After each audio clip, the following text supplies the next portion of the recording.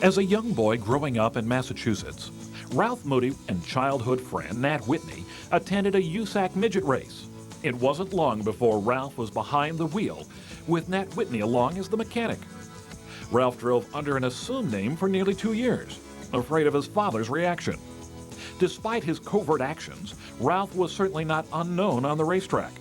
Over the next several years, his reputation as a driver and mechanic on the Northern Circuit grew, and eventually his father could be heard saying with pride, "That's my boy out there."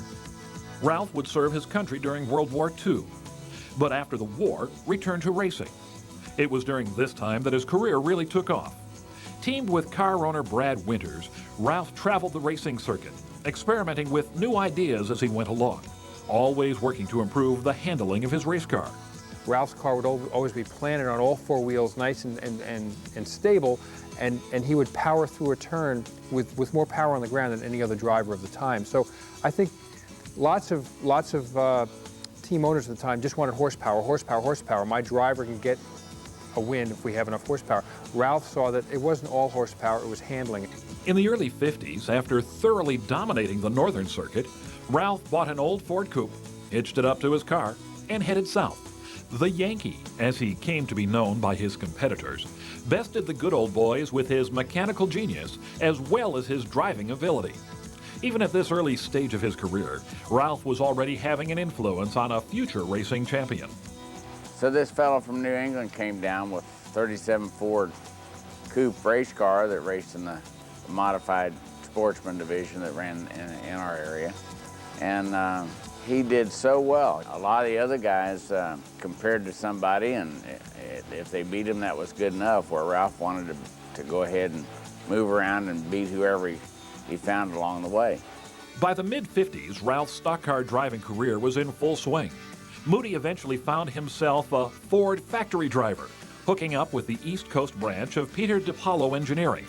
Ralph scored 5 wins and 5 poles in 47 career NASCAR starts. In 1957, after the Automobile Manufacturers Association banned factory participation in racing, Moody found himself unemployed and at a crossroads. It was then that Ralph joined forces with another DiPaolo disciple, John Holman, and began an organization that would eventually revolutionize the world of auto racing. However, this alliance would require sacrifice, the first being Ralph's driving career. When you start a business, you have to sacrifice something sometimes, so I think he just kind of phased his driving career up, out at that point. Ralph's early days at Holman and Moody were a far cry from the success that he was accustomed to on the racetrack, as the company struggled to survive.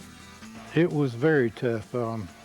We sold engines from Florida to Massachusetts, and we did a lot of engines for local drivers like Ned Jarrett, Ralph Earnhardt, people that run sportsman cars.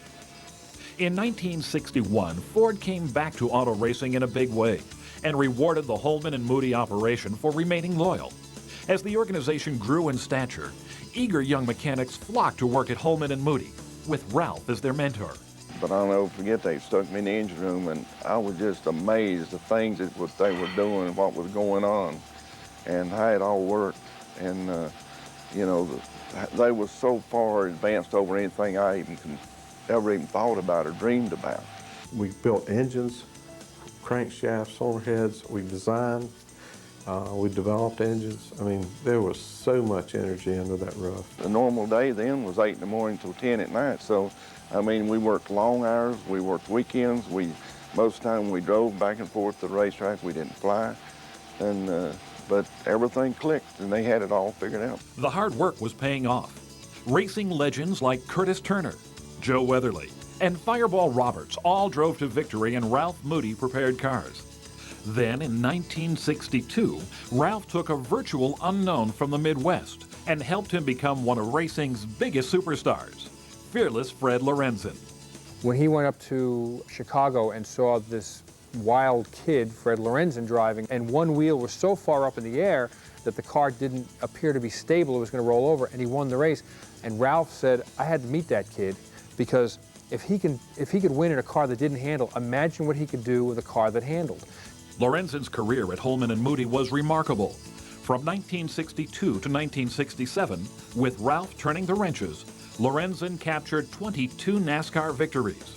His good looks and smooth driving style earned him a new nickname, the Golden Boy. Flamboyant, golden boy, that fit him perfectly. He had that blonde hair, profile like Robert Redford. He just came along at the very, very right time. With drivers like Bobby Allison, Fred Lorenzen, and Cale Yarborough all competition proven, Ralph Moody prepared machines dominated the competition on Sunday. Back in the 60s, that was the most famous decal in all of sports. Competition proven by Holman and Moody. I mean, if you had a part made by them, you had the right part.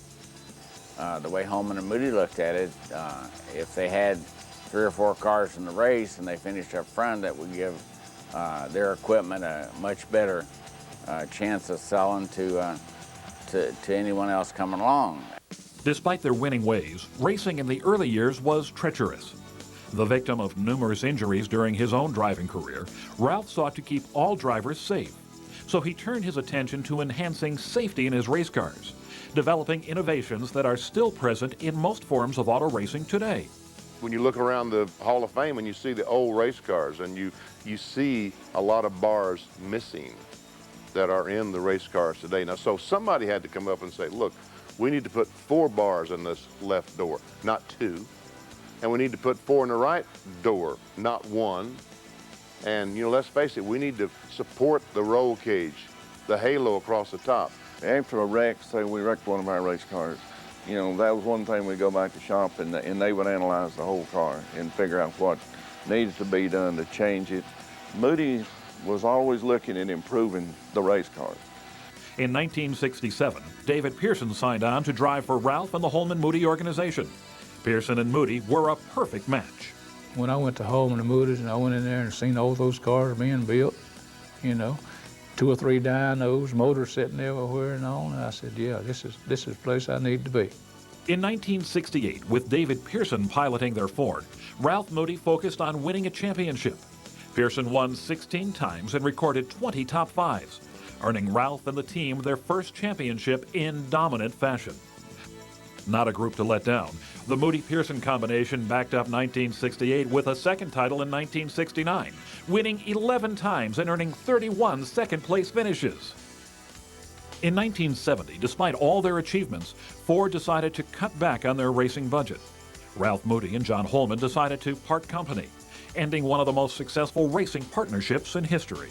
There's no way in the world that they could make enough money to support the business without Ford's help. So Moody went off and started an engine operation, Ralph Moody Engines, and they were the engine builders for me in 1973 when we were lucky enough to win the championship. Although he owes much of his success to his stock car racing reputation, it is by no means the only series to benefit from his genius. They were so far ahead of their time, having stock cars, sports cars, research and development for Ford Motor Company, rally cars, drag cars, offshore powerboats, and I'm probably missing 6 other categories they involved. They sold parts. If you were a Ford racer anywhere in the country, you bought your parts from Holman Moody, mail order. A look at the record books reveals a who's who of racing superstars, all influenced by Ralph Moody. Bobby Allison, Mario Andretti, Fred Lorenzen, David Pearson, Fireball Roberts, Curtis Turner, and Joe Weatherly, to name just a few. With 93 wins, 83 poles, and 2 championships in only 366 starts as a car owner, there is no doubt that Ralph Moody's success and influence remains the blueprint for mechanics and team owners today. He never got excited about anything. He always thought things out before he did anything, and he was a pleasure to be around. He was very innovative in doing things to make his car superior. Just the little things that were required to be the car to beat came from Moody's mind. Anyone in the industry that was involved with him and watched him go about business day by day and how motivated he was and how he motivated his people and the ideas he'd come up with, and and all that he applied to racing. I mean, no, he was definitely a genius. He was a mechanical genius. He was just trying to make his product more competitive, better, and win races. And in doing that, then when you step back and look at it, then that was a big, big factor in where Winston Cup Race is today.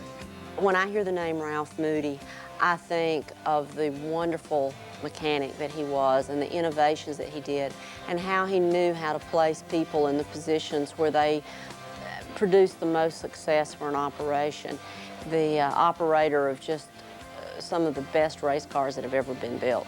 Ralph Moody really thought about how to make this car better, how to make this car easier for his drivers to win with, make sure that they were as safe as they possibly could be, you know, how to make things on the car work better and work together to bring about that win.